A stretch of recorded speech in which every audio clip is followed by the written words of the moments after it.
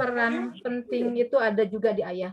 Artinya mengasuh buah hati itu bersama gitu. Nah, selama ini para ayah banyak juga yang memiliki pemahaman ayah itu hanya mencari nafkah gitu. Kan sudah ada ibunya, sudah ada ibu yang di rumah full. Jadi ayah juga full di luar rumah untuk mencari nafkah dan sudah gitu ya.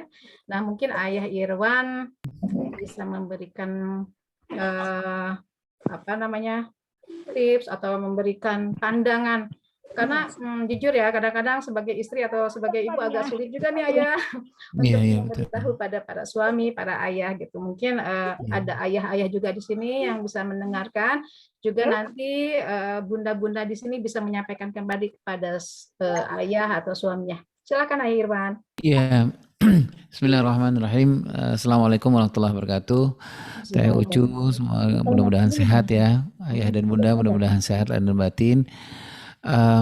Ini memang judulnya dialog nih Teh Ucu ya. Kalau saya gini Teh Ucu, saya kepikiran kalau saya mohon izin nih sebenarnya. Menurut hemat saya mengistilahkannya pengasuhan itu seperti sebuah perlombaan Teh Ucu ya. Sebuah perlombaan yang pilihannya itu kita bisa jadi kalah, kita bisa jadi menang gitu Teh Ucu gitu. Jadi perlombaannya itu ada perlombaan internal, ada perlombaan eksternal gitu. Kita mengasuh anak itu perlombaan secara internal itu urusannya sama yang di dalam nih Teh Ucu gitu ya. Kita ya, nah itu perlombaan secara internal. Yang kemudian yang kedua itu adalah perlombaan secara eksternal. Artinya gini Teh Ucu, anak-anak kita ini bisa jadi ya kalau kita nggak memenangkan perlombaan ini akan diasuh dan dimenangkan oleh orang lain gitu loh Teh Ucu. Apakah itu bisa jadi games online, apakah itu teman sebaya, apakah itu budaya, apakah itu televisi, apakah itu tempat teman kongko-kongkonya atau yang lain-lain yang sifatnya eksternal lah gitu. Nah sekarang pertanyaannya adalah how to win menurut hemat saya, bagaimana caranya kita memenangkan perlombaan ini gitu ya. Tadi kan ada perlombaan internal nih Ucu, perlombaan antara internal itu maksud saya gini, kita memenangkan nggak ini perlombaan, misalnya kita siap nggak untuk sepasang suami istri itu memenangkan perlombaan ini. Tapi persoalannya adalah suami istri sama nggak gitu, kompak nggak gitu. Kompaknya adalah misalnya gini, dia sama nggak sih prinsipnya, sama nggak sih polanya, dia udah samakan belum, sama nggak sih roadmapnya antara suami dengan istri gitu.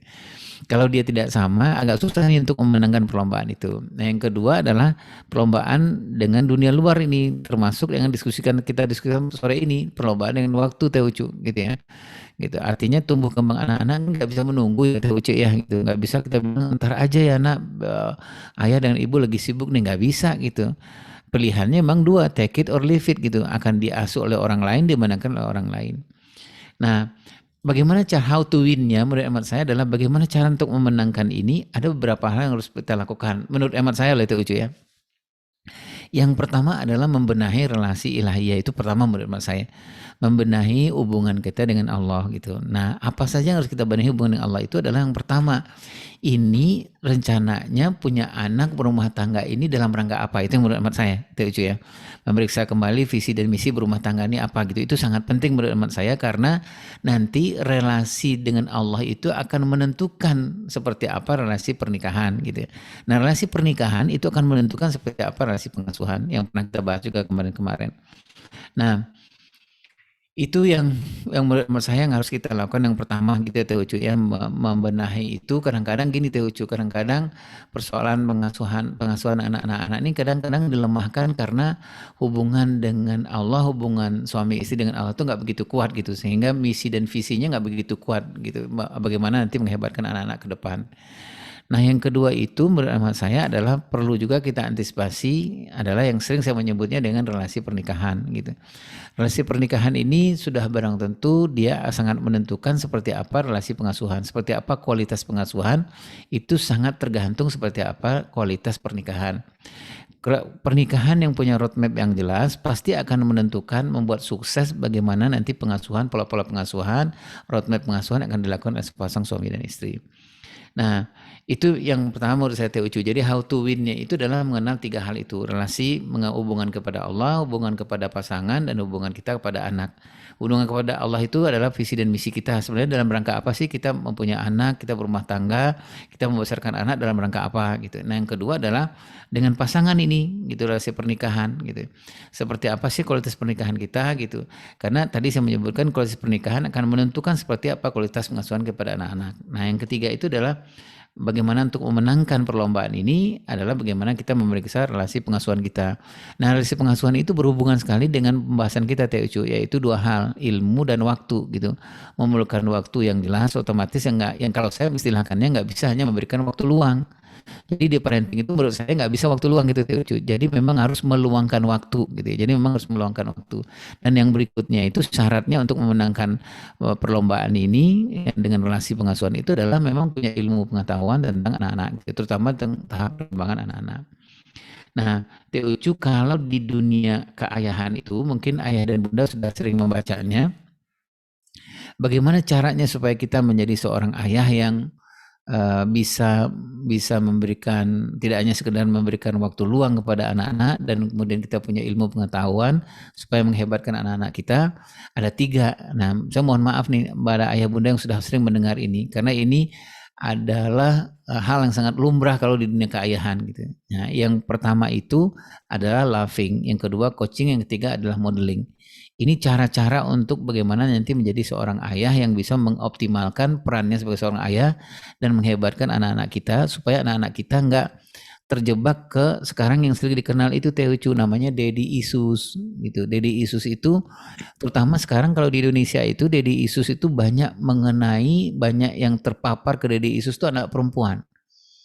Iya, anak daddy issues itu gini Teh Ucu. Daddy issues itu adalah pola keterikatan seorang anak perempuan terhadap ayahnya terutama di umur 0-15 tahun.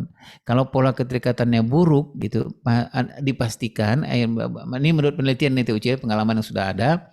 Nah, anak perempuan yang terpapar kepada daddy issues ini ke dalam pola keterikatan dengan ayah yang buruk di usia 0-15 tahun itu, nanti urusan dia berumah tangga itu relatif dari sekian banyak penelitian 85% itu akan susah Teh Ucu gitu. Karena dia nggak mendapat model ya. Dia nggak mendapat model laki-lakian di usia 0-15 tahun. Nah, itu loving, coaching yang kedua itu coaching. Nah, coaching itu adalah tugas ayah untuk membimbing anak-anak laki-laki dan perempuan. Nah, ini yang sangat berkaitan seperti yang saya bilang tadi, itu persoalan ilmu dan waktu. Yang ketiga itu adalah modeling. Modeling ini nggak bisa hanya di tahap perkembangan tertentu. Ayah ini menjadi model itu memang dari sepanjang mulai dia lahir sampai nanti di usia tumbuh kembang dia yang paling maksimal, misalnya umur 19 tahun atau umur 21 tahun. Itu menurut saya Teh Ucu.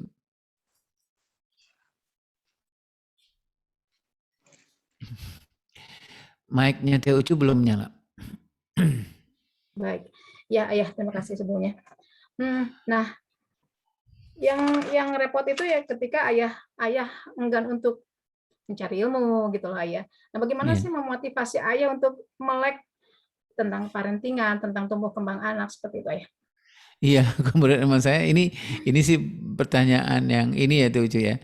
Kalau saya yang pertama adalah mari kita berhusnuzon ya Teh Ucu kepada para ayah ini, bahwa tidak ada seorang ayah pun yang nggak peduli sebenarnya gitu ya. Cuman persoalannya mungkin banyak hal. Salah satu yang terbesar kalau dunia fathering itu adalah persoalan jembatan ilmu yang belum dibikinkan akses ke para ayah gitu. Jadi ini Teh Ucu yang menariknya, ayah-ayah ini gitu, menurut penelitian kalau ayah ini sudah punya ilmu Teh Ucu, itu mungkin jauh lebih hebat dari para ibu gitu Teh Ucu. Kalau sudah punya ilmu tuh ayah itu kan dahsyatnya luar biasa gitu. Nah, ini sudah terbukti banyak hal lah gitu ya. Dari mungkin suami-suami, ibu-ibu yang ada di sini ketika dulu ayahnya nggak terlalu banyak mengerti atau tidak terlalu banyak aware gitu dengan persoalan keayahan atau persoalan rumah tangga, mungkin kita beranggapan bahwa kenapa sih cuek banget gitu, kenapa sih nggak peduli gitu ya. Sebenarnya bukan gitu Teh Ucu. Dari keayahan itu sebenarnya bukan cuek, nggak ada seorang ayah pun yang cuek dengan anaknya.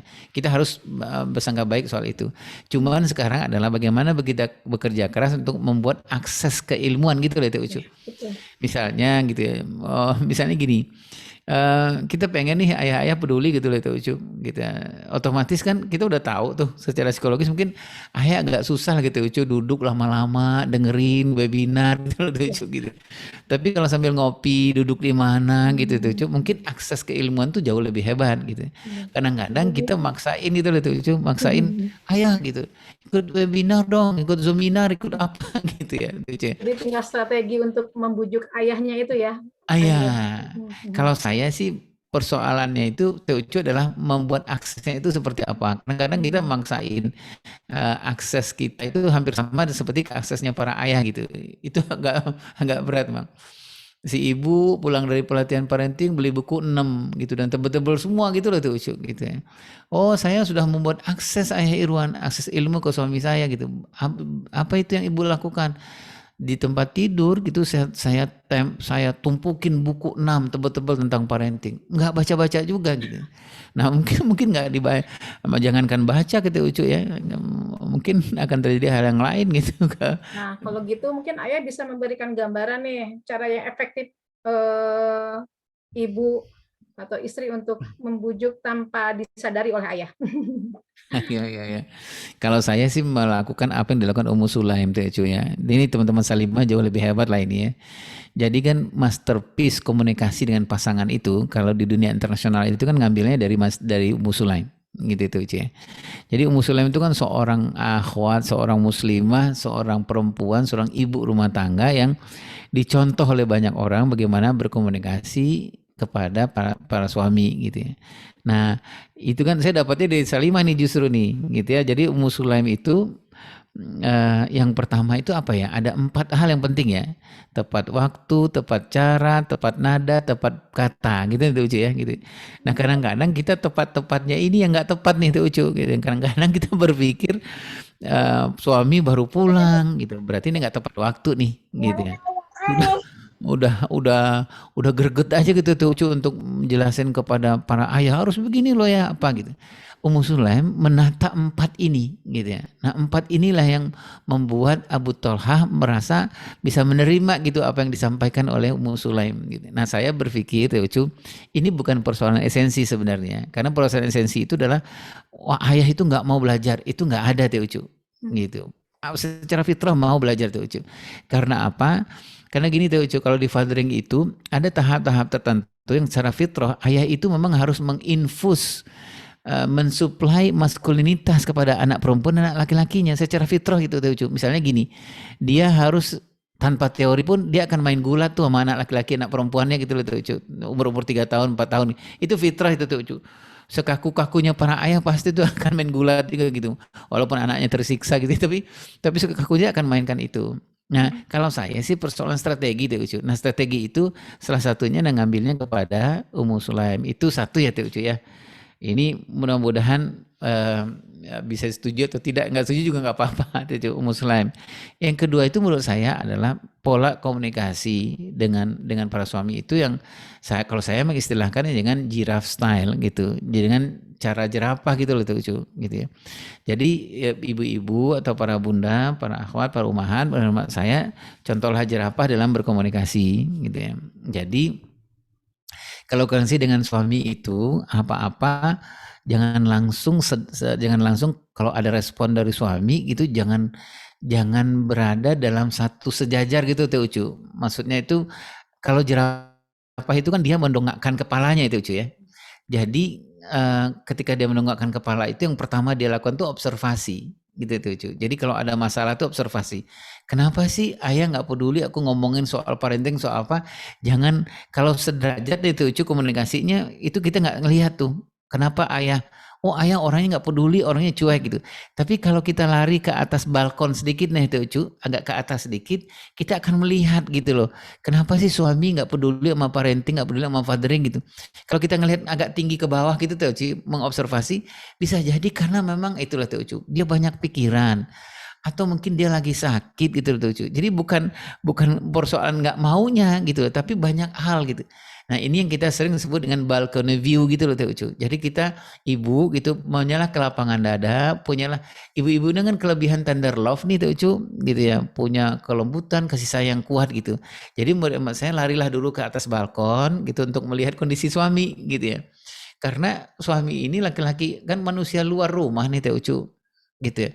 Agak berbeda capeknya dengan para suami istri itu berbeda gitu. Stresnya dia di luar gitu. Nah, nariklah ke atas dulu ke balcony view itu terus ngelihat ke bawah observasi.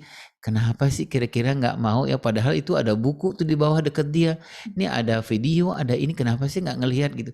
Oh mungkin karena ada persoalan yang lain gitu loh. Nah, menurut hemat saya dua strategi ini bisa kita lakukan. Yang pertama giraffe style dan komunikasi itu observasi lebih dahulu gitu itu ya. Jangan langsung ngejudge, jangan langsung ngerespon. Observasi dulu. Lihat dulu suami itu seperti apa gitu kondisinya, capek kah, lelah kah, atau apa gitu, stres kah, pekerjaannya seperti apa gitu. Nah, yang kedua yang tadi saya sebutkan itu Muslim itu tepat waktu, tepat cara, tepat nada dan tepat bahasa, tepat kata. Iya. Wallahualam. Mungkin nggak tahu nih saya bisa dicontoh apa tidak. Jadi ketika saya menyampaikan ya, ada harapan untuk belajar bersama, jadi kita komunikasi dengan suami bahwa gimana intinya apa yang tepat untuk kita sama-sama belajar. Ternyata beliau lebih ya udah share aja linknya gitu kan. Akhirnya setiap ada materi-materi parenting Kak ya saya share, beliau baca di kantor misalnya gitu dan alhamdulillah gitu cukup efektif. Mudah-mudahan bisa jadi salah satu contoh ya gitu. Iya betul. Karena bisa jadi di rumah mungkin mereka sudah lelah gitu ya, kemudian membawa masalah juga yang mungkin belum bisa terpecahkan dan sebagainya sehingga kita memang perlu memahami psikologis pasangan kita ya ayah ya. Baik, kembali ke ayah. Nah, ayah itu kan rata-rata bekerja di luar rumah. Nah, ketika ayah di rumah, bagaimana memaksimalkan agar di satu sisi kan memang membawa beban psikologis pekerjaan ya, tetapi di satu sisi ya ayah harus menyadari bahwa di rumah itu sudah waktunya dengan anak dan keluarga. Iya, jadi lagi-lagi gini Teh Ucu, pengasuhan roadmap pengasuhan atau pernikahan ini kan nggak bisa mendadak ya Teh Ucu ya. Misalnya dalam kondisi pandemi minta tiba-tiba ayah kau peduli dong sama anak gitu. Ini kondisi udah begini gitu. Kan nggak bisa kayak tahu mendadak, tahu bulat gitu kan nggak bisa Teh Ucu ya. Digoreng mendadak, halo gitu nggak bisa langsung jadi gitu. Nah pertama menurut hemat saya apa yang kita lakukan dari awal pernikahan kita gitu, apa pembiasaan-pembiasaan. Sering nggak kita membicarakan persoalan-persoalan ini dari awal? Kita sudah membuat roadmapnya atau belum? Kita sudah bicara belum? Waktu-waktu yang kita bagi untuk pasangan itu ada atau belum? Gitu ya. Terus kita sudah mengenalkan diri kita, sudah mengenal ke pasangan atau belum? Artinya gini Teh Ucu, nggak bisa mendadak sekarang dalam pandemi ini minta ayah peduli gitu loh. Ini peduli dong atau apa gitu. Tapi selama ini kita nggak membangun sebenarnya, nggak membangun komunikasi, nggak membangun bahwa kita ini adalah pasangan yang terlibat dan terlikat gitu loh Teh Ucu gitu. Nah menurut hemat saya ini menentukan sehingga karena selama ini nggak dibangun tiba-tiba mendadak gitu Teh Ucu gitu. Nah lahirlah hal yang semacam itu. Akibatnya itu bukan ke kita sebenarnya, akibat itu ke anak-anak yang kemarin kita bahas itu. Ketika komunikasi nggak jalan, kemudian bersoal suami istri, anak-anak itu mengalami dua hal yang penting itu loh Teh Ucu, yang stres pembelajaran itu, stres akademik dan stres pengasuhan. Nah, stres akademik dan stres pengasuhan ini menjadi beban yang sangat luar biasa buat anak-anak kita di pandemi sekarang ini. Yang kemarin saya sebutkan itu tingkat kecemasan yang tinggi di anak-anak Indonesia, tingkat kemudian kekhawatiran yang tinggi di anak-anak Indonesia. Kenapa? Persoalannya bukan urusan anak-anak sebenarnya, tapi urusan orang dewasa. Stres akademik itu adalah kemampuan guru-guru yang selama ini lebih banyak ditekankan ke persoalan pendidikan kepada anak-anak, persoalan akademis gitu. Tetapi guru-guru nggak banyak menguasai pengasuhan. Sekarang otomatis dia harus punya pengasuhan dan terbukti guru Teh Ucu, sekolah-sekolah menjadi panik kan gitu ya. Nah stres pengasuhan itu terjadilah di rumah tangga yang tiba-tiba dulu ayah dan ibunya sebelum pandemi itu benar-benar hanya sebagai penyedia fasilitas aja Teh Ucu. Mau sekolah sediain antar jemput, mau tas beliin tas, mau buku beliin buku, mau apa beliin gitu. Sekedar hanya penyedia fasilitas. Sekarang di pandemi nggak bisa lagi penyedia fasilitas. memang harus terlibat, terikat, menjadi pembimbing, itu saya sebut itu, membangunkan anak, kemudian membandingkan anak dan lain-lain. Nah korbannya emang anak-anak kita mengalami di sekolah itu mengenai stres akademik dan stres pengasuhan. Sebenarnya gini Teh Ucu, kalau kita ngelihat sih dari penelitian parenting yang terbaru ini, anak-anak tuh kondisinya gawat loh sebenarnya. Bukan nakut-nakutin ya Teh Ucu ya. Karena kan kondisi anak-anak di pandemi ini, stres akademik dan stres pengasuhan itu membutuhkan sekitar 2 tahun kata para ahli untuk recovery-nya gitu Teh Ucu. Ayah dia mendapati ayah yang tiba-tiba emosional gitu, ibunya yang tiba-tiba verbal yang selama ini mungkin agak bisa dikontrol tapi sekarang nggak bisa lagi gitu loh. Allah. Ya. Ya, mungkin ayah dari pengalaman ayah sharing dengan ayah-ayah baik di dalam negeri maupun di luar negeri, apa sih yang membuat yang bisa menceritakan dahsyatnya ketika ayah bermain dengan anak, ayah memahami tentang perkembangan anak, ayah yang peduli dengan psikologis anak. Iya, ada 2 hal yang menurut saya yang kalau saya pembelajaran yang saya dapat di beberapa negara itu, yang pertama adalah persoalan edukasi Teh Ucu. Karena edukasi soal keayahan itu di beberapa negara itu yang saya temui itu memang meriah lah gitu Teh Ucu ya. Gitu, orang gampang untuk mendapatkan tentang bagaimana menjadi ayah, menjadi ibu, semua akses itu terbuka. Nah satu lagi yang paling penting itu regulasi Teh Ucu, peraturan-peraturan gitu ya, yang mendukung si ayah itu memang harus terlibat gitu loh Teh Ucu. Misalnya dia bekerja sebuah perusahaan gitu Teh Ucu, di perusahaan itu memang mewajibkan Teh Ucu gitu ya. Misalnya kalau anak dia suami istrinya melahirkan anak dan itu memang ada kepedulian gitu dari perusahaan itu sendiri, misalnya nggak boleh datang, dikasih cutinya itu nggak sekedar 2 hari 3 hari, tapi memang cutinya panjang gitu. Jadi ini regulasi gitu. Yang jadi persoalan di kita adalah proses edukasi kita tentang keayahan ini sepanjang hampir 20 tahun lebih saya jungkir balik gitu untuk memberikan edukasi kepada para ayah itu luar biasa gitu Teh. Paradigma, bahkan paradigma dari misalnya para pemuka agama juga nggak kurang-kurang gitu kita mendapatkannya gitu Teh Ucu gitu. Nah satu lagi regulasi itu tidak terlalu mendukung gitu Teh Ucu di kita gitu ya. Untuk misalnya bagaimana memberi cuti kepada ayah, bagaimana kita memberikan fasilitas kepada para ayah, misalnya peraturan gitu ya. Ada saya mendapati di sebuah negara Teh Ucu, tepatnya di Swiss sebenarnya. Jadi ada sebuah perusahaan itu dahsyat itu.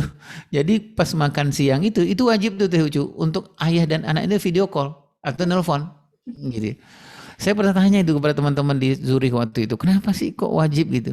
Rupanya memang dampak itu berdampak buat perusahaan gitu, si bapak ini bersemangat dan berdampak juga buat pengasuhannya di rumah gitu loh itu. Dan nyari uang kan untuk supaya rumah tangganya lebih hebat kan Teh Ucu ya. Untuk apa dia nyari uang mengayakan perusahaan sementara dia hancur rumah tangganya gitu. Nah gitu menurut saya. Jadi pertama itu proses edukasi dan proses regulasi. Bunda-bunda untuk bikin petisi ya, untuk memberikan saran kepada pemerintah untuk mendukung peran ayah ya, artinya memberikan ruang dan waktu lebih maksimal untuk para ayah ya.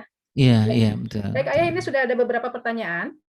Bagaimana cara menyamakan persepsi cara mendidik anak jika cara pandang antara suami istri berbeda? Iya. Dan apakah istri harus nurut dengan suami atau bagaimana? Iya, yang pertama menurut saya adalah sepakatlah untuk bermusyawarah untuk mufakat. Itu menurut saya. Jadi jangan bermusyawarah untuk memenangkan diri sendiri gitu loh Tuh. Kadang-kadang kita menyalahi nih apa yang disebutkan oleh salah satu imam. Ada satu imam yang mengatakan kalau kamu dengan pasangan kamu itu, yang pertama kamu itu adalah al-fahmu lebih dahulu, pemahaman yang lebih dahulu. Yang kedua adalah yakinkanlah bahwa kebenaran itu ada di pihak suami gitu loh Tuh. Ada di pihak orang tempat kita berkomunikasi. Kadang-kadang kan saya sering tuh dengan Teh Ucu misalnya. Kadang-kadang saya berpikir kalau saya diskusi dengan Teh Ucu, saya ngebayangin kebenaran itu milik saya. Harusnya kan nggak begitu Teh Ucu. Kebenaran yang saya yakini itu harus menjadi miliknya Teh Ucu kan gitu ya. Supaya kita bisa bermusyawarah untuk mufakat gitu. Nah, al-fahmu, kefahaman itu menurut saya penting. Nah, kemudian yang kedua menurut amat saya Teh Ucu adalah memang perlu menyusun gitu ya Teh Ucu, menyusun tentang saya mungkin ada beberapa bapak ibu yang udah bosan dengernya. Masa kita ngecek lah gitu, kita punya nggak sih roadmap gitu dalam mengasuh dan pernikahan ini, terutama pernikahan dulu ya gitu ya. Kalau kita nggak punya roadmap, kita nggak tahu Teh Ucu kita mau kemana gitu Teh Ucu. Ya akhirnya itu silang sengketa, berbeda gitu karena memang nggak punya gitu loh. Dan yang kedua adalah ayo kita cek kita punya nggak roadmap pengasuhan buat anak perempuan, anak laki-laki gitu ya. Sehingga kita tahu nih kalau punya roadmap sudah barang tentu kita kan sepakat ya tuh misalnya 0 sampai 7 tahun apa yang harus kita lakukan. 7-14 tahun anak perempuan kita apa yang harus kita lakukan. 15 tahun ke atas apa yang harus kita lakukan. Kenapa kita bisa kompak? Karena kita punya roadmapnya. Ada satu roadmap yang kita pegang sama-sama. Yang menjadi berat itu kan Teucu dan roadmap pernikahan kita nggak punya gitu loh Teucu. Roadmap pengasuhan juga nggak punya. Akhirnya apa? Sesuai dengan masing-masing gitu ya. Sesuai dengan keinginan masing-masing. Nah yang ketiga menurut anak saya adalah supaya kita nggak berbeda punya buku rujukan yang sama Teucu gitu ya. Jadi buku pegangan yang sama. Jadi kalau nggak sama agak susah Teucu. Misalnya gini. Referensinya boleh banyak tapi Ah, tetap ya oh panduannya. iya referensi boleh Teucu. Tapi kan kalau saya bilangnya pengasuhan ini by design Teucu, nggak boleh by accident gitu. Jadi memang harus by design, harus ada pegangan sama. Makanya saya nggak henti-hentinya mengusulkan kepada ayah dan bunda, kalau mau serius kompak bersama ngasuh anak itu, pastikanlah di rumah itu ada buku tahap perkembangan gitu loh Teucu. Betul. Ada buku tahap perkembangan, ada buku rujukan yang sama pegangannya suami istri. Gitu. Jadi sekali dalam sepekan suami istri kemudian duduk bersama pegang nih anak kita umur 7 tahun yuk kita lihat lu perkembangannya seperti apa gitu. Jadi nggak berbeda gitu tuh Ucu. Kalau nggak punya nanti emang ya itu tuh Ucu ya. Misalnya tuh Ucu dari mana nanti suami dari mana ya masing-masing dengan rujukannya masing-masing. Iya. Iya. Ya, insya Allah di grup KOB juga kita sedikit-sedikit sharing tentang tumbuh kembang anak, kemudian tentang hukum keluarga dan sebagainya. Doakan supaya grup KOB ini dimudahkan dan tentunya bisa memberikan manfaat ya Ayah ya. Iya betul. Ya. Dan sebelumnya saya ingatkan kepada para peserta untuk mengisi daftar hadir agar nanti kita bisa memberikan informasi selanjutnya ya. Baik Ayah, pertanyaan yang kedua. Kalau tadi kita mencoba untuk berhusnuzon, tapi kenyataannya memang masih ada beberapa ayah yang cuek, kaku, berpikiran simpel. Nah, agar bisa memberikan atau memahami pentingnya peranan ayah sebagai figur seorang ayah itu bagaimana katanya ayah? Iya. Jadi kalau saya gini lah Teo, yang penting kan dalam pengasuhan itu memang ikhtiar ya, ikhtiar gitu. Dan kita sudah ikhtiar sudah. Yang pertama itu menurut saya ibu ikhtiar terhadap diri dulu, Teo. Perbaiki diri itu yang paling utama menurut saya. Perbaiki diri sehingga kita bisa menjadi contoh, menjadi semangat bagi suami. Nah, yang kedua itu menurut saya adalah ikhtiar Teucu. Nah ikhtiar itu jangan kita pikirin hasil. Kadang-kadang kan kita stres Teucu, mikirin hasil gitu. Nanti kalau nggak terlibat ayah gimana anak-anak kita ke depan gitu, susah Teucu. Karena memang ranah hasil itu ranahnya Allah gitu. Kalau saya contoh aja, misalnya Bunda Hajar, kalau ayah Ibrahim memang jarang pulang ya sudah, memang kodratnya takdirnya seperti itu, sudah maksimalkan yang Bunda punya aja. Ada sukses nggak? Kisah sukses nggak Bunda yang fight sendiri misalnya dalam tanda petik, bukan saya mengatakan ayah Ibrahim Bunda Hajar itu single parent, bukan ya, tapi ada yang sukses nggak ibu seorang ibu gitu yang lebih banyak ngurus anaknya, banyak gitu banyak.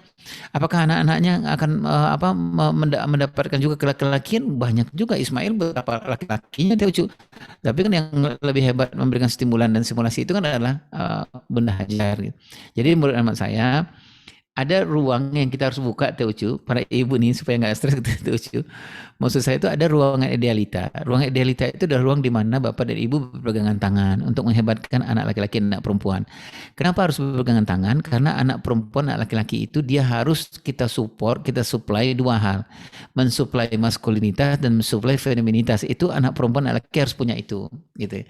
Nah kita nggak bisa kerjakan sendiri, harus berpasangan. Idealnya ayah memang terlibat. Misalnya gini Teucu, anak perempuan itu kapan disuplai maskulinitasnya gitu. Ayah yang mensuplai ketika umur 2 tahun, 3 tahun, 4 tahun, ayah mulai mengenalkan tentang maskulinitas kepada anak perempuan. Apakah anak perempuan perlu mendapatkan maskulinitas? Perlu gitu ya, karena nanti dia harus survive gitu. Nah demikian juga anak laki-laki, biasanya anak laki-laki itu mensuplai maskulinitasnya sudah lebih dari awal gitu. Itu idealnya Teucu gitu. Tetapi di samping ruangan idealita itu kan ya Teucu lebih paham lah gini ya, teman-teman Salimah paham.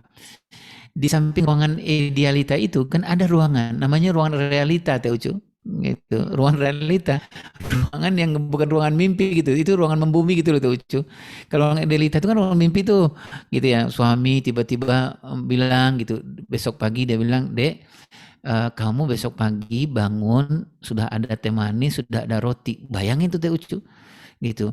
Pagi ini kamu sholat, kamu istirahat ya, kemudian biar aku yang nyuci, aku yang setrika, aku yang beres-beresin semua gitu. Dan itu terjadi, seorang suami mengatakan dalam sepekan itu 3 kali. Itu kan ruang idealita tuh Cu. Itu akan luar biasa tuh si istri mengatakan, ya Allah gitu ya, hebat banget suami gini gitu. Tetapi kan kita ada di ruangan ada ruangan realita yang bisa jadi kita nggak mendapatkan itu. Bisa jadi kita nggak mendapatkan itu, bisa jadi itu memang ujiannya Allah gitu.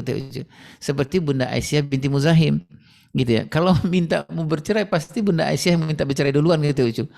Punya suami yang seperti Fir'aun gitu ya, maksudnya ininya Fir'aun gitu. Mungkin dia akan pisah gitu. Banyak juga istri-istri yang suaminya belum Fir'aun aja udah minta pisah gitu. Tapi Bunda Aisyah kan enggak gitu. Bunda Aisyah mengatakan bahwa dia menyadari betul bahwa ternyata dia masuk surganya dengan keadaan suami yang seperti ini gitu loh tuh. Nah, ruang memahami itu. Nah, antara ruang idealita, ruangan realita itu menurut saya perbesarlah namanya ruangan kompromi Teh Ucu gitu ya. Kita sudah usaha gitu, sudah sholat, sudah menangis, sudah apa, ikhtiar parentingnya sudah luar biasa, ikhtiar manusianya sudah luar biasa, sudah melakukan seperti yang dilakukan Ummu Sulaim, sudah melakukan seperti jiraf komunikasi sudah dilakukan, tapi memang Allah masih belum bukakan itu pintu hati suami gitu. Sudah gitu Ucu.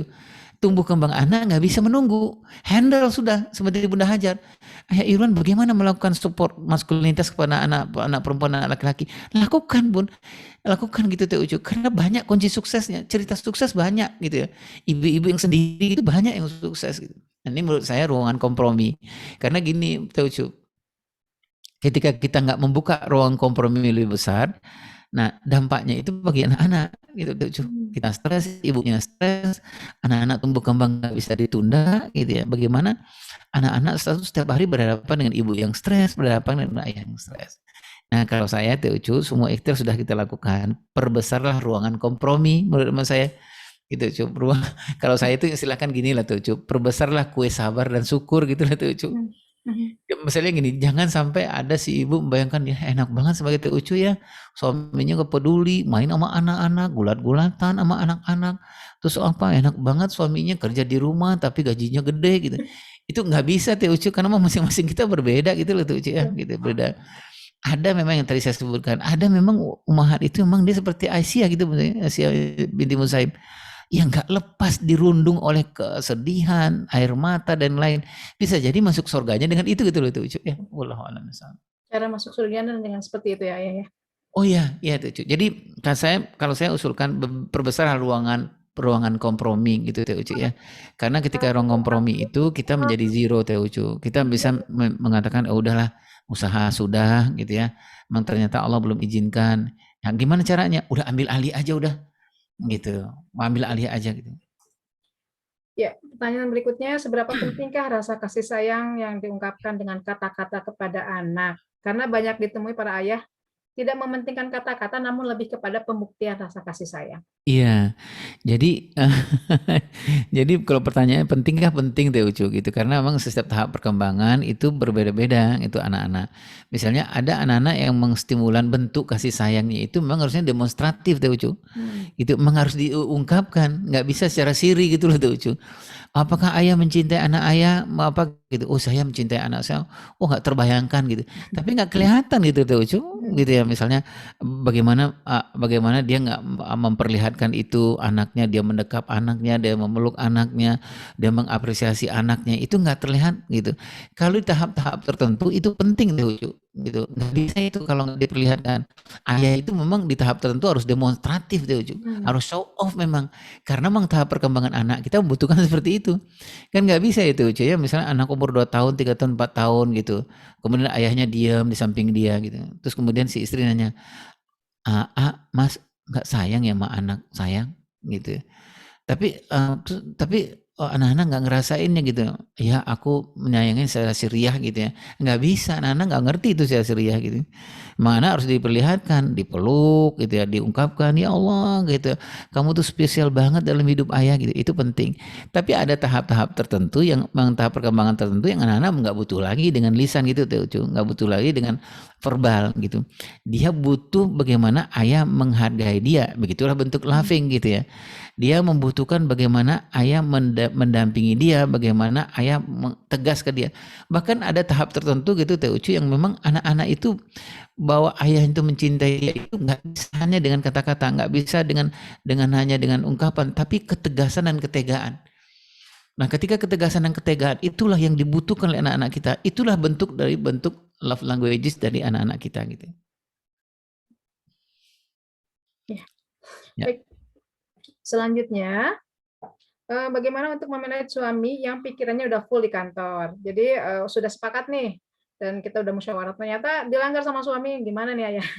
Iya, ini kesepakatannya harus ditambah bahwa dengan anak-anak itu nggak boleh diskon gitu, karena kembali lagi gitu bahwa tugas utama kita itu sebenarnya prinsip pengasuhan dalam pengasuhan itu anak-anak itu amanah. Amanah itu akan ditanya sama Allah gitu. Nah itu dulu yang harus kita yakinkan kepada para suami. Anak itu amanah dan akan kita minta pertanggungjawaban kelak kemudian hari. Itu dulu yang harus kita yakinkan. Sehebat apapun suami, sehebat apapun teori-teori gitu, kalau suami nggak yakin dengan itu gitu, dia akan tetap melanggar gitu Teh Ucu. Dengan peraturan semacam apa, dengan parenting yang hebat seperti apa, tapi suaminya nggak berprinsip seperti itu. Bagi dia anak itu amanah, bagi dia anak itu bukan amanah, dan nanti juga nggak akan ditanya sama Allah gitu. Nah menurut saya ini dulu yang dibereskan dulu gitu. Nah lagi-lagi memang para ulama, para ahli menyampaikan bahwa yang paling penting dalam fathering itu khususnya adalah para ayah itu bagaimana keterhubungan dan ketersambungan ayah itu dengan Allah. Itu yang paling penting gitu ya. Jadi ketika itu dia punya keterhubungan, ketersambungan dengan Allah itu, nanti segala urusan-urusan itu, urusan-urusan pengasuhan itu sudah harus kaitkan dengan Allah lebih dahulu gitu loh, Teh Ucu gitu. Kalau itu nggak dikuatkan, nanti teori semacam apapun, sehebat pun apapun pelatihan, kalau basicnya gitu, dia merasa bukan anak itu amanah dan tidak bertanggung jawab kepada Allah, pasti akan kacau balau juga akhirnya. Nah setelah itu menurut hemat saya barulah kita bikin kesepakatan, misalnya anak-anak itu nggak bisa diskon gitu. Bagi anak-anak dia nggak bisa diskon kehadiran ayah itu.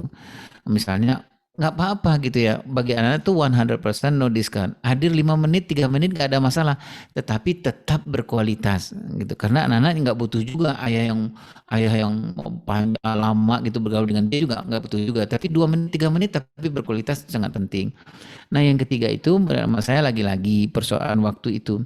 Di dalam fathering itu kita tidak mengenal waktu luang sebenarnya. Yang kita kenal itu adalah ayah itu wajib meluangkan waktu. Kalau waktu luang itu waktu yang sisa sebenarnya yang diberikan kepada anak-anak. Ini ayah pulang dari kantor gitu, ada waktu nih yuk main sama anak-anak gitu. Itu bagi ayah mungkin waktu bermakna, tapi bagi anak-anak itu waktu sisa gitu ya. Karena ayah mainnya udah nggak fit, nggak apa. Nah, kalau saya mengusulkan di fathering itu kita mengenalnya meluangkan waktu. Gimana cara meluangkan waktu? Agendakan. Agendakan setiap hari itu agenda dengan pagi dengan anak ini, siang dengan anak seperti ini. Jadi bukan sekadar hanya memberikan waktu luang. Wallahu a'lam bishawab. Siap. Jika anak-anak sudah ditinggalkan ayahnya karena meninggal dunia, bagaimana cara menghadirkan sosok ayah bagi anak-anak tersebut? Iya, ini Masya Allah. Ini ada kita melihatnya menghadirkan sosok ayah, menghadirkan laki-laki ketika tidak ada laki-laki. Nah, kalau saya membaginya di 3 tahap perkembangan Teh. Bagaimana mengenalkan kehadiran seorang laki-laki kepada anak laki-laki sementara tidak ada laki-laki itu. Nah, yang pertama di umur 0 sampai 7 tahun. Caranya gimana? Dengan berimajinasi, mengajak anak berimajinasi. Menghadirkan anak ayahnya itu dengan lewat imajinasi. Misalnya, kalau ada masalah di rumah gitu, nah bagi anak 0 sampai 7 tahun itu ceritain aja. Ayahmu dulu begini loh nak, kalau misalnya oh ada kecoak gitu ya, misalnya ada tikus gitu, ceritakan aja. Dulu ayah nih, dulu waktu ayah masih hidup, ayah itu lebih banyak imajinasi sebenarnya 0 sampai 7 tahun. Itu para ahli mengatakan itu menggantikan kehadiran ayah secara psikologis. Secara fisik memang susah digantikan, tapi secara psikologis sudah bisa menggantikan. Nah kemudian ketika umur 14 tahun, 15 tahun, menghadirkan laki-laki kepada anak laki-laki khususnya ketika tidak ada laki-laki adalah dengan cara role play. Role play itu minta dia memerankan ayah. Jadi kalau ada kecoa, kalau ada apa-apa, tikus dan lain-lain itu ceritain kepada anak laki-laki misalnya, ayahmu dulu begini loh nak, caranya gini, role play kan. gitu. Nah sekarang kamu jadi ayahmu nak, gitu ya. Itu diyakini oleh para ahli fathering mengatakan bahwa itu salah satu usaha bagaimana menggantikan, menghadirkan peran ayahnya di usia 8 sampai 15 tahun. Namanya role play. Nah, kalau umur 15 tahun ke atas itu kita menyebut dengan role being. Role being itu kalau bagaimana caranya dia sudah menjadi ayah dengan semua konsekuensinya. Anak kita umur 16 tahun, 17, 18 tahun gitu. Menghadirkan sosok ayahnya gimana? Kita bilang dia ada masalah misalnya dengan temannya gitu ya. Ada persoalan dibully dan apalah gitu. Nah, kita bilang kamu harus jadi ayahmu. Ayahmu dulu menyelesaikan masalahnya seperti ini. Kita urutkan gitu, datangi anaknya, kemudian dia ajak dialog dan lain-lain.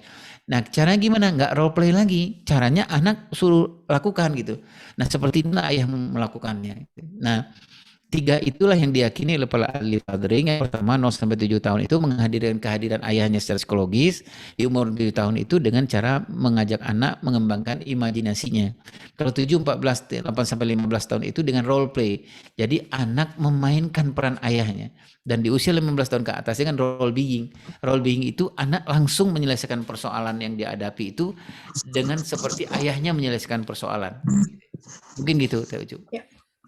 Jadi ingat waktu pembahasan bulan lalu bahwa dicontohkan oleh Hasan Albana ya kalau tidak salah. Jadi sampai membawa setiap identitas anaknya ya. Iya, betul. Perkembangan anaknya dan sebagainya, Masya Allah. Betul. Baik ayah, kalau anak sudah besar tapi kita tidak, jadi kalau misalnya anaknya sudah besar tapi kita tahu ada tahapan perkembangan yang terlewat, nah dan tidak terisi, bagaimana menggantikannya? Iya, ini memang mutlak apa-apa yang terhutang itu harus bayar memang gitu ya. Jadi misalnya gini, nanti kita bisa lihat itu kalau ada anak kita yang umur 16 tahun ke atas, mungkin kelekatannya nggak dekat dengan ayah dan ibunya gitu ya, nggak pede, minderan orangnya, self konsepnya, konsep dirinya nggak begitu bagus gitu. Nah ini bisa jadi ada 6 kebutuhan dasar atau 5 kebutuhan dasar di usia 0 sampai 7 tahunnya kita nggak memberikannya. Misalnya nggak merasa dihargai, nggak merasa dicintai, nggak merasa dirinya bernilai gitu. Ini biasanya anak-anak harus mendapatkan ini di usia-usia 0 sampai 7 tahun. Nah, kalau ini kita dapatkan di anak kita di usia 15 16 tahun ke atas, marilah kita memberikan 6 kebutuhan dasar ini. Pertanyaannya, Ayah Irwan, apakah bisa anak kita sudah umur 16 tahun ke atas, bisa nggak kita memenuhi 6 kebutuhan atau 5 kebutuhan dasar ini? Sangat bisa. Sudah barang tentu caranya berbeda. Misalnya begini, bagaimana anak itu merasa dihargai umur 16-17 tahun ke atas, nggak bisa lagi kita memberikan apresiasi yang sifatnya misalnya memuji-muji gitu. Misalnya apa, ayah dan bunda kita bilang anak kita 16 tahun untuk memenuhi kebutuhan dasarnya supaya dia merasa dihargai, merasa disayangi itu, kita bilang ya Allah nak hebat banget kamu gitu. Itu udah nggak pas lagi buat 16 tahun ke atas gitu. Nah caranya gimana supaya dia merasa dihargai? Caranya adalah dengan menghargainya gitu, dengan memberikan tanggung jawab kepada anak kita dan memberikan apresiasi. Apresiasi yang kita lakukan kepada anak kita itu adalah tidak lagi dengan memuji tapi menghargai. Karena itu paling pas buat anak-anak umur 16 tahun ke atas. Nah, kalau yang terjadi ternyata anak laki-laki kita, misalnya anak perempuan kita di usia 16 tahun ke atas itu anak laki-laki tidak termuncul ke laki-lakiannya, apa yang harus kita lakukan? Berarti yang pertama kita periksa adalah umur 7, 14, 15 tahunnya dia. Gitu. Apakah anak laki-laki ini mendapatkan stimulan kelaki-lakian yang utuh atau tidak, baik di rumah maupun di sekolah gitu. Nah, kalau ternyata misalnya di rumah dia nggak mendapatkan ayahnya secara optimal, di sekolahan pun dia nggak mendapatkan stimulan keayahan dari guru laki-lakinya, dan kemudian dia bermasalah di umur 16 tahun ke atas gitu ya, nggak berani menentukan sikap, nggak berani untuk fight, nggak berani untuk mengambil risiko gitu. Bisa jadi ini yang harus kita bayar gitu di umur 16 tahun itu, misalnya melatihkan kelaki-lakian. Caranya gimana? Yang paling pas itu adalah jangan banyak ceramah. Itu yang paling pas itu adalah langsung temukan dengan kasus. Kalau anaknya nggak pede, berikan tanggung jawab kepedean kepada anak kita, latih dia, temani dia. Kalau anak kita kurang berani gitu, langsung kepada kasus supaya membutuhkan keberanian, dampingi, walaupun ini bertahap-tahap gitu. Wallahu a'lam bishawab. Nah, satu lagi adalah kalau tadi itu hutang pengasuhan, tapi kalau luka yang terjadi usia dia 0 sampai 15 tahun, luka yang terjadi luka pengasuhan, namun menurut saya memang ayah dan ibu memang harus bekerja sama dengan professional help, karena ini sangat berhubungan dengan persoalan psikologis gitu, persoalan trauma, persoalan yang lain-lain gitu sangat membutuhkan. Kalau ayah dan ibu mampu untuk menyelesaikan utang pengasuhan, luka pengasuhan ini, alhamdulillah. Tapi kalau nggak mampu, menurut amat saya harus butuh bantuan dari orang-orang lain yang mengerti tentang kejiwaan. Ya, Ayah, bagaimana cara melapangkan hati ketika memang tumbuh kembang anak, terutama ada adab-adab yang tidak sesuai harapan, itu bagaimana, Ayah? Ya, yang pertama memang harus tahu ilmu ya, Teh ya. Menurut saya, kadang-kadang kita frustasi itu karena kita nggak punya akses ilmu gitu ya. Kadang-kadang kita marah sama orang gitu ya, tapi karena kita nggak tahu aja gitu ya, nggak banyak informasi yang kita dapat. Nah, terus kita memaksakan ukuran sepatu kita gitu. Misalnya gini, anak di umur 7 tahun, 6 tahun gitu, itu memang kita tuntut menjadi anak soleh dan soleha gitu. Gitu. Kalau kita tahu ilmu pengetahuannya, nggak bisa nuntut anak soleh dan soleha di umur itu. Kalau enggak ya ibu dan bapak akan frustasi gitu ya. Minta anak kelas TKB gitu ya, sopan gitu sama orang gitu ya. Mungkin dia sopan sebentar gitu, tapi mungkin susah lagi dia melakukan banyak hal yang dia lakukan yang ribet-ribet gitu. Nah, menurut emak saya apa ya? Saya mudah-mudahan ini tidak membosankan. Menurut emak saya persoalan emosional, persoalan yang lain itu adalah karena akses keilmuan. Menurut saya apa ya? Punyalah tentang tentang tahap perkembangan anak, mungkin kita nggak akan marah gitu tentang. Nah, yang kedua adalah memang kesepakatan menurut emak saya ya, dengan pasangan gitu. Kesepakatan pasangan bahwa mengasuh itu nggak bisa diri sendiri, mengasuh itu harus berdua. Sekhawatirnya kalau banyak sendiri itu, yang terjadi itu freeze gitu ya. Di dalam diri itu ada yang beku gitu, yang beku gitu ya. Emosional marah, tertahan-tahan gitu ya. Kalau udah membeku itu menjadi parah itu akibatnya gitu. Kenapa menjadi beku? Karena memang pasangannya nggak bisa diajak diskusi, nggak bisa diajak bahwa ini kita berdua loh, tugas berdua loh dalam mengasuh dan menyebatkan anak-anak gitu. Gitu mungkin. Ya, ada contoh kasus saya, misalnya sudah ada kesepakatan jika anak melanggar peraturan, maka sang ibu harus melaporkan ke ayah. Ternyata anaknya nggak mau gitu, meminta ibunya untuk tidak menyampaikan kesalahan-kesalahannya. Itu bagaimana ya untuk kan di satu sisi harus mengajarkan kejujurannya, tapi satu Iya, sisi betul. mungkin juga ada hal-hal yang harus dipahami dari psikologis anak. Iya, kalau saya mengistilahkan yang 3 hal. Jadi komunikasi, negosiasi, dan kemudian konsekuensi gitu. Nah, ini tahap-tahap tertentu memang harus kita lakukan. Misalnya begini, kita mau melaksanakan sesuatu kepada anak kita, kesepakatan-kesepakatan anak kita. Jadi menurut hemat saya selesaikan dulu komunikasinya. Anak kita udah ngerti belum apa maunya kita, pesan yang kita mau itu apa gitu ya. Udah nangkep belum anak-anak kita. Nah, masing-masing anak tahap perkembangan itu kan masing-masing berbeda ya gitu cara untuk menjelaskan ke anak-anak. Ada belum lagi style belajarnya anak kita. Kadang-kadang kita merasa bahwa anak udah tahu gitu loh. Nah, selesaikan komunikasi ini, pastikan bahwa anak ngerti. Nah, yang kedua adalah negosiasi. Negosiasi itu uji coba. Dari apa yang dia komunikasikan itu, kasihlah space buat anak-anak kita untuk melakukan uji coba. Misalnya peraturan-peraturan kesepakatan-kesepakatan, kasih kesempatan gitu ya. Bisa jadi dia salah gitu. Bisa jadi karena pemahamannya nggak sampai seperti apa yang kita inginkan, sehingga salah dia melakukan. Jangan langsung konsekuensi gitu loh. Menurut saya adalah komunikasi jelaskan, kemudian kasih kesempatan untuk uji coba. Kalau dia apa ya di uji coba itu kita kenapa salah gitu. Oh, aku nggak ngerti ya, aku nggak ngerti Bun gitu. Oke, kita kembali kepada komunikasi, jelasin lagi secara detail gitu. Kita ulang lagi, kita kasih uji coba lagi gitu. Nah, udah 2 kali 3 kali uji coba, berarti kita baru menegakkan konsekuensi gitu, menegakkan bahwa nah gitu bahwa kalau kamu nggak melaksanakan ini kesepakatannya ini gitu konsekuensinya ini tapi konsekuensi ini metode konsekuensi ini juga harus kita lakukan tidak semena-mena tidak semerta-merta gitu kita bisa lakukan ini ketika anak-anak usia mumais dan balik gitu mumais pun sebenarnya adalah pembiasaan konsekuensi belum konsekuensi mutlak. Nah, konsekuensi mutlak itu biasanya ketika anak-anak kita 2 digit ke atas 11 12 tahun 13 15 tahun itu haknya bagi anak dan kewajiban bagi orang tua untuk menjelaskan dan memberikan konsekuensi. Jadi tegakkan konsekuensi, jangan jadi memang harus menjadi raja tega dan raja tegas gitu di usia 2 digit itu ke atas gitu. Wallahu a'lam bishawab. Iya, semoga ayah sehat selalu dan berkah ilmunya. Ayah sudah lama nih LDR, tapi di satu sisi juga sang ibu memiliki pekerjaan yang cukup padat ya. Bagaimana untuk memerankan atau sebaiknya peran si ibu untuk bisa lebih maksimal? Ya, kalau saya sebelum menanyain soal peran ini, ada satu hal yang paling esensi menurut saya. Bagi ibu dan ayah itu, anak itu prioritas keberapa? Nah, itu menurut saya gitu. Harus jawab secara jujur nih. Ya, secara jujur nih prioritasnya terus yang keberapa gitu. Jangan begini gitu. Kita bilang, "Nah, saya jauh nih itu apa gitu." Oke, gitu ya. Sekarang tanya prioritas anak itu bagian dalam hidup ayah dan ibu seberapa sebenarnya gitu. Gitu. Karena itu akan bisa menjawab semua pertanyaan gitu. Misalnya begini, ini anak umur 2,5 tahun sampai 3 tahun gitu. Hampir semuanya mau secara agama, mau secara teori-teori parenting mengatakan ini umur bonding yang nggak bisa digantikan. Buruk bonding seorang anak dengan ibunya gitu akan buruklah bagaimana nanti kelekatan dia, proses kehidupan tumbuh kembang dia di umur-umur berikutnya. Nah, sekarang tergantung kepada kita gitu ya. Kita mau milih mana? Kita memberikan prioritas yang mana? Itu yang pertama menurut saya Tejo. Itu dulu ya. Supaya jangan nanti gini. Jadi semuanya persoalan nanti disalahkan gitu. Oh, saya sibuk, saya ini gitu.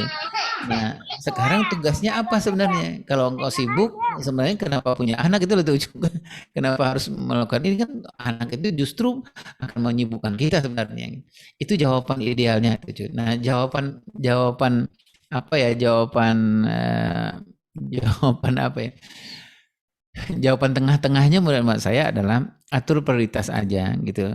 Karena LDR ini lagi-lagi memang kalau kita nggak punya ilmunya tentang anak-anak kita, kan LDR ini yang paling penting berkualitas meskipun terbatas gitu ya.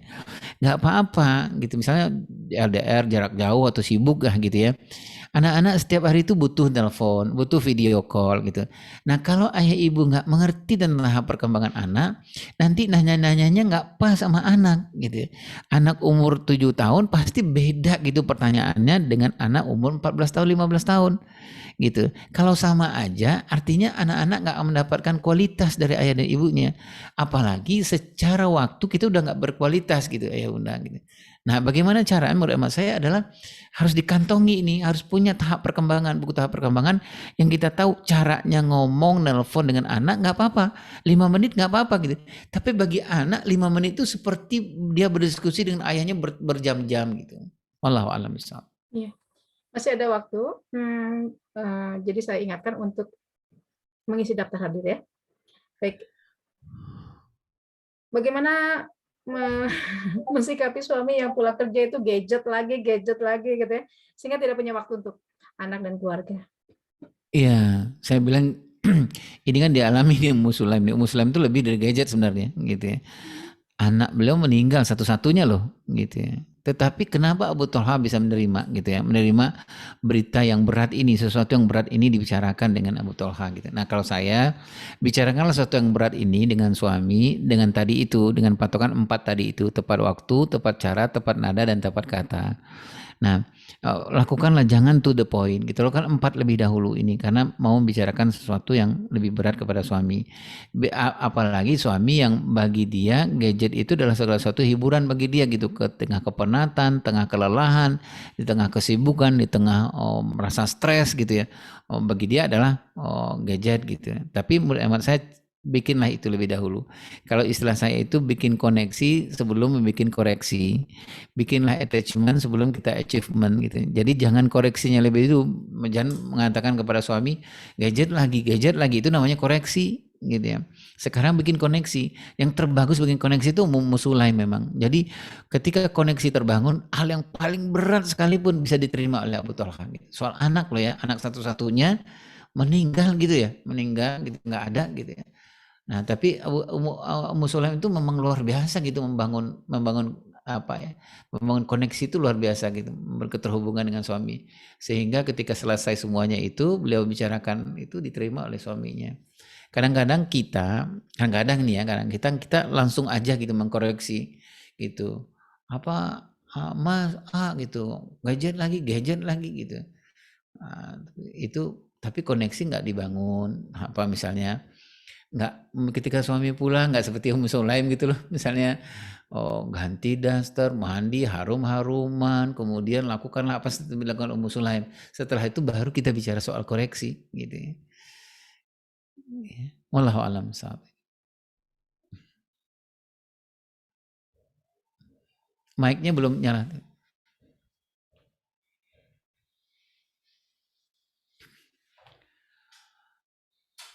Mic-nya belum nyala. Oh, sudah ya? Ya, Maaf. baik. Ya. Jadi teringat beberapa cerita dari ayah yang memang cukup miris ya, dan sangat miris. Mungkin ayah bisa menceritakan kembali di sini agar mungkin bisa menggugah para ayah betapa kehilangan momen ayah dan anak itu sangat menjadikan penyesalan seumur hidup. Mungkin ayah bisa menceritakan kembali tentang kasus anak yang akhirnya dirangkul oleh seorang bandar narkoba. Oh iya, iya, iya, iya. Ya ini kalau ceritanya sih banyak ya, itu banyak banget gitu. Eh, Sekarang ini kan orang sering menyebutnya kan daddy issues gitu. Jadi memang ada ayah, dia harus mendapatkan perhatian dari ayah di umur-umur tertentu gitu ya. Di umur tertentu ayah nggak memberikan, tapi dia mendapatkan perhatian dari ayah yang lain dalam tanda petik gitu ya. Nah, yang saya sering cerita yang ada dalam buku saya itu juga dalam cerita tentang ada seorang anak laki-laki gitu yang dia harus mendapatkan itu dari ayahnya di usia-usia dia SMP, SMA itu. Mendapatkan perhatian, mendapat coaching, mendapatkan itu dari ayahnya lah gitu. Mendapat bagaimana pengarahan itu dari ayahnya. Itu wajib memang dari ayahnya. Tapi dia nggak mendapatkan itu dari ayahnya gitu. Nah, di dalam pergaulannya gitu dia mendapatkan itu justru dari bandar narkoba gitu. Bandar narkoba itu adalah di dalam waktu saya bekerja di BNN itu bandar narkoba itu menguasai betul tentang ilmu-ilmu fathering. Jadi apa yang harus dilakukan seorang ayah itu bisa dilakukan oleh bandar narkoba sehingga anak-anak itu nggak bisa lepas dari bandar narkoba itu. Bukan karena persoalan dia butuh uang apa, tapi dia mendapatkan yang dia nggak dapatkan dari ayahnya gitu. Nah setelah itu loyalitas atau apa semuanya diserahkan ke bandar narkoba itu. Ya, jadi bukan proses merekrutmen yang dilakukan oleh bandar narkoba itu bukan karena proses bukan karena proses negosiasi uang gitu ya, enggak gitu. Banyak sekali anak-anak muda itu yang kadang-kadang dia nggak ngambil uang dari kerjasama dengan bandar, kerjasama dengan apa, tapi hanya keterpuasan aja gitu, terpuasan tumbuh kembangnya dia dipenuhi oleh bandar itu. Banyak lagi sebenarnya itu cerita-cerita yang membuat miris sebenarnya anak-anak kita yang mengalami depresi, mengalami banyak hal itu. Wallahu a'lam bishawab.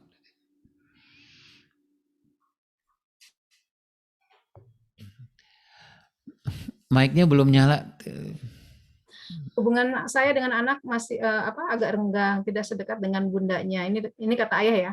Bagaimana cara saya memulai memperbaikinya, apalagi saat ini anak kami boarding di luar kota. Ya, yang pertama ini langkah yang luar biasa nih ayah gitu. Menurut saya ini udah langkah maju nih gitu ya. Sedikit lagi akan selesai lah persoalannya. Itu yang pertama karena ayah sudah mengakui dan menyadari. Proses yang paling berat itu mengakui bahwa saya salah gitu dalam mengasuh mendidik anak-anak. Bagi laki-laki itu berat itu mengakui bahwa saya salah selama ini dalam mengasuh anak-anak. Nah, kalau kita sudah sampai kepada mengakui dan menyadari, menurut saya itu langkah berikutnya langkah yang terlalu sulit lah gitu. Nah, proses mengakui menyadari ini sudah ayah lakukan. Nah, langkah yang ketiga menurut hemat saya adalah namanya one help one, ya, one on one with father. Jadi pergi berdua dengan ayah. Jadi banyaklah bersafar ayah dengan membayar hutang-hutang yang selama ini ayah nggak lakukan dengan anak-anak. Biasanya keayahan itu menyelesaikan father hunger itu memang biasanya outdoor ayah. Biasanya dengan bersafar, bisa dengan traveling, hiking, biking sama riding sama-sama gitu ayah bunda.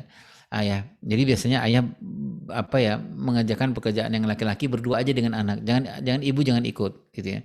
Pergi traveling misalnya sehari semalam. Nah, di dalam proses traveling itu nanti akan muncul tuh ayah hal-hal yang ayah kurang selama ini, misalnya gini, ketika dalam traveling itu kita melihat anak kita, wah dia nggak berani ya untuk mengambil risiko gitu. Nah, ketika ayah dapatkan itu beberapa kali ayah dalam traveling melihat anak kita nggak berani mengambil risiko itu, berarti itu utangnya ayah gitu ya. Berarti ayah bayar itu gitu. Berikan kesempatan untuk anak kita, misalnya anak kita nggak berani menentukan sikap gitu, ini atau itu gitu. Nah, berarti itu yang ayah nggak lakukan selama ini kepada anak laki-laki kita. Kalau saya mengusulkan ayah sering-seringlah traveling dengan anak-anak, seringlah bersafar dengan anak-anak, berdua saja kepada anak yang ayah anggap bahwa ayah sudah meninggalkan hutang yang banyak pada anak-anak. Allahu a'lam bishawab. Bentar ya.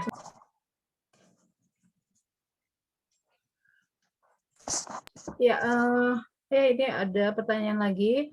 Anak laki-laki saya usia 4 tahun. Saya merasa cara berbicaranya terkesan dengan nada manja seperti teman perempuannya. Sudah berusaha memaksimalkan peran ayah. Nah, bagaimana anak ayah untuk menangani kasus seperti ini? Ya, 4 tahun masih proses lah. Ayah masih punya kemungkinan besar untuk mengenalkan mensuplai maskulinitas pada anak laki-laki, gitu ya. Terutama kerjasama dengan ibu. Terutama lagi nanti masuk umur 6 tahun ke atas. Ayah benar-benar harus take over aja, ambil alih aja dengan anak laki-laki ini. Karena ada penanaman kelaki-lakian itu yang paling optimal itu ada di usia 7-14 tahun, 8 sampai 15 tahun. Itu walaupun kadang-kadang laki-lakian itu tombol kelaki-lakian itu mulai di umur 6 tahun atau 7 tahun buat anak laki-laki. Nah, umur 4 tahun menurut sama saya ayah nggak masih panjang waktunya untuk mensuplai maskulinitas kepada anak laki-laki. Yang paling penting ayah mengerti dan ayah mau menyadari dan memahami bahwa nanti di umur-umur berikutnya ini ayah harus ambil alih gitu. Latih anak laki-laki kita karena di umur 7, 14 atau 15 tahun itu bentuknya tidak lagi bentuk bercerita di dalam menghebatkan anak laki-laki kita. Bentuknya sudah role play. Ayah memang bawa anak laki-laki ayah gitu. Misalnya apa? Dia nggak berani, nanti hadapkan ke dia ke persoalan yang membutuhkan keberanian. Dampingi dia gitu ayah. Kalau dia gagal nggak apa-apa, ulang lagi aja gitu. Nah menurut emak saya umur 4 tahun nggak bisa kita ngambil hasil. Oh anak kita kurang laki-laki belum bisa ayah, umur 4 tahun masih umur-umur pembiasaan lah gitu. Nah, tapi memang para ahli fathering mengatakan usia 3 tahun 4 tahun itu usia yang sangat pas untuk mulai mengenalkan tentang tough love gitu ya. Mengenalkan ketangguhan buat anak laki-laki. Itulah sebabnya kenapa ayah itu wajib bermain gulat dengan anak laki-laki gitu ya di usia-usia 3 tahun 4 tahun gitu. Dalam rangka apa mengintroduce itu yang namanya tough love itu ke laki-lakian itu kepada anak laki-laki kita. Wallahu a'lam bishawab.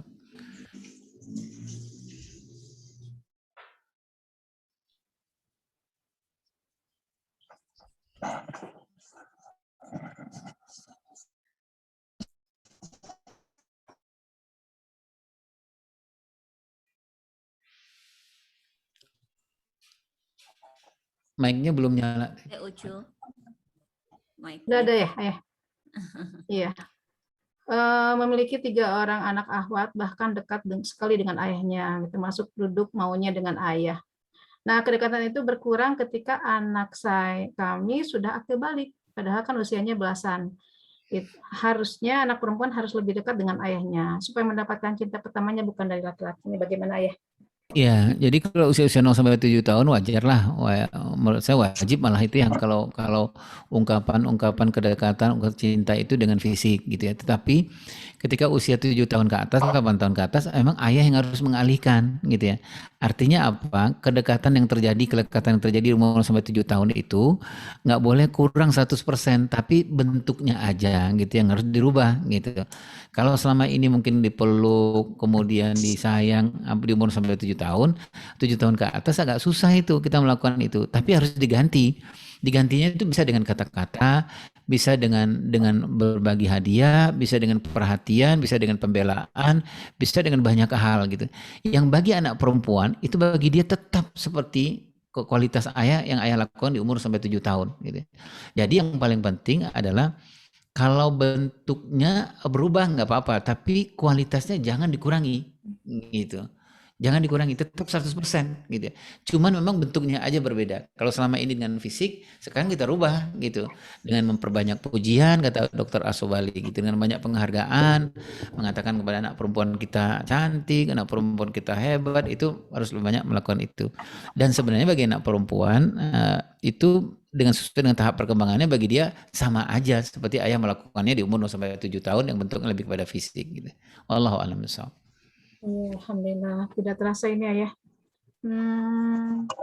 Pertanyaannya sih sudah tidak ada. Tapi Iya. ini Masya Allah ya, masih banyak kekurangan dan tentunya kita juga perlu mengkoreksi ya. Kan itu tadi ayah ketika para orang tua tidak punya roadmap, kemudian mereka juga tidak memahami tentang perkembangan tumbuh kembang dan sebagainya. Nah, kemudian tidak ada komunikasi yang baik antara suami dan istri, gitu. Kemudian tidak ada juga, mohon maaf ya, sampai tidak ada harmonisasi misalnya seperti itu, sehingga para ayah bingung dengan ibu, ibu bingung dengan ayah, gitu kan. Nah, untuk menjawab kebingungan tersebut, mungkin ada tips-tips dari ayah untuk para ayah ibu agar tidak bingung lagi. Iya. Kalau saya kembali, saya kalau istilahnya guru saya Ustadz Rahmat Abdullah, Ustadz Yusro itu kembali kepada as-sholah. menurut saya, ayo kita kembali duduk sama-sama, kembali kemana sebenarnya kita mau berangkat gitu ya. Atau jangan-jangan sudah punya anak 2 atau 3, kita belum menentukan sebenarnya kita mau berangkat kemana gitu ya. Sudah disibukkan dengan mempunyai rumah, punya mobil, si ini kesibukan-kesibukan ini. Sementara sebenarnya kita dalam rumah tangga belum pernah sebenarnya tujuan itu, belum jelas gitu. Belum pernah terbicarakan suami dan istri gitu ya, roadmap-nya seperti apa. Atau jangan-jangan kita punya anak laki-laki dan perempuan, selama ini sudah punya anak 2 dan 3, kita nggak bisa membedakan mana mendidik anak laki-laki, mana anak perempuan gitu. Menurut emak saya, kembalilah kepada asolah dengan redo, dengan ikhlas. Menurut saya, aduh kita kaji kembali pasangan suami istri, ini kita udah nentuin ini atau belum gitu ya. Atau selama ini pendidikan pengasuhan anak-anak kita by accident aja, nggak by design gitu. Pokoknya anak umur segini ya udah dihadapi aja, tapi nggak ada desainnya gitu ya. Kita nggak mengikuti desain yang diinginkan oleh seperti apa yang diinginkan oleh agama kita. Wallahu a'lam bishawab. Iya. Terakhir nih masih ada minta referensinya katanya ya, buku-buku apa saja yang perlu dibaca. Ya, kalau saya sih buku tahap perkembangan itu di mana-mana sih ada ya buku tahap perkembangan. Nah, ditambahlah dengan buku-buku mungkin kalau di ayah itu perlu juga kalau ayah itu membaca buku-buku tentang bagaimana menghebatkan anak laki-laki dan bagaimana menghebatkan anak perempuan. Itu penting menurut nama saya gitu ya. Kalau buku tahap perkembangan itu mah di mana-mana ada ya itu ada di toko buku gitu ya. Di online juga bisa itu kita pesan. Yang paling penting menurut teman saya itulah pastikan ada buku rujukan yang sama di rumah. Nah, itu menurut teman saya. Jadi kita mau bikin makanan nih tapi nggak ada bukunya gitu ya. Jadi uji coba semua ntar nggak enak gitu. Itu baru makanan. Ini anak loh yang ditanya sama Allah gitu. Allah tanya, kamu punya anak 0 sampai 2,5 tahun, kamu ngapain ke anakmu? Nggak tahu ya Allah, lupa waktu itu sibuk gitu. Lagi ngurusin seminar waktu itu gitu. Udah gitu. Sementara jika itulah menurut saya ya. Mudah-mudahan ada kesempatan, ada Allah lebihkan kita gitu untuk punya program membuat buku tahap perkembangan secara sederhana gitu dan kita bagikan gratis gitu ke seluruh masyarakat gitu loh ya. Amin. Gitu Mudah-mudahan ya. ada yang tergerak juga ya untuk saling itu ya mensupport gitu ya. Pergerakan ini ya insya Allah ya. Apalagi ini tuh ya di pandemi ini kan betul-betul sebenarnya buku itu tuh betul-betul buku itu. Guru-guru butuh gitu, orang tua butuh gitu. Bayangkan 24 jam loh mereka di rumah nggak ada buku pegangan gitu ya. Nggak ada buku pegangan, wajar-wajar aja KDRT, bully, abuse itu wajar aja gitu karena nggak tahu. Anak 5 pagi-pagi teriak semua 5-5-nya gitu ya gitu. Nah, nggak tahu lagi apa mau dilakukan itu. Ayah satu lagi aja pertanyaannya ya. Ya, ketiga anaknya 2 tahun, 5 tahun, 7 tahun itu malu ngobrol sama ayahnya. Ini kan aduh sayang gitu ya. Nah, supaya tidak begitu bagaimana ya? Ya, kalau saya lihat ini persoalan bonding ya gitu. Jadi bagaimana nggak banyak yang disimpan waktu kecil gitu, otomatis kan dia susah tuh ngomong ke ayahnya. Kalau saya perbaiki yang pertama bonding. Bonding itu kan bagaimana kedekatan kita kepada anak ya gitu. Ayah lah jangan nunggu anak gitu. Ayah aja yang proaktif lah gitu ya. Apakah nanti anak 2 tahun di apa gitu diberikan perhatian, dipeluk, di apa gitu. Ayah yang proaktif lah untuk memperbaiki bonding.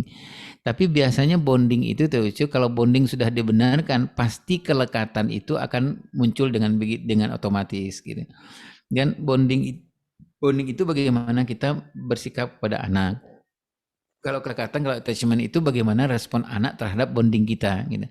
Nah sekarang udah ketahuan nih anak kelekatannya nggak begitu kuat dengan ayahnya gitu ya. Nah berarti perbaiki bonding aja. Berarti ayah kedekatannya dulu gitu secara teori nggak kuat ke anak. Mungkin ayah sibuk atau apa gitu. Sekarang lebihin aja bondingnya. Anak umur 2 tahun dipeluk aja, diceritakan di apa gitu ya. Anak umur 5 tahun apa nih kebutuhannya? Oh 5 tahun itu dia membutuhkan ayah untuk menjawab semua pertanyaannya. Nah ayah hadir tuh. Anak nanya itu kenapa ya? Jawab aja gitu. Tuh anak-anak nggak perlu yang ini mau benar atau salah. Kalau salah kita perbaiki. Nah bonding ini akan kita kejar gitu ya. Nah biasanya bonding diperbaiki akan memperbaiki attachment anak-anak kepada orang tuanya. Akan muncullah apa yang kita sebut dengan secure attachment itu, kelekatan yang nyaman itu. Gitu. Allahu a'lam. Iya. Alhamdulillah sudah di penghujung waktu. untuk membersamai para ayah dan bunda yang setia menemani atau setia bersama dengan KOB. Ayah, terima kasih banyak atas Sama-sama. ilmu-ilmunya, juga Sama-sama, Cik. diskusi ini luar biasa untuk para ayah dan bunda. Semoga kita dimudahkan untuk bisa belajar menjadi orang tua yang bijaksana. Amin.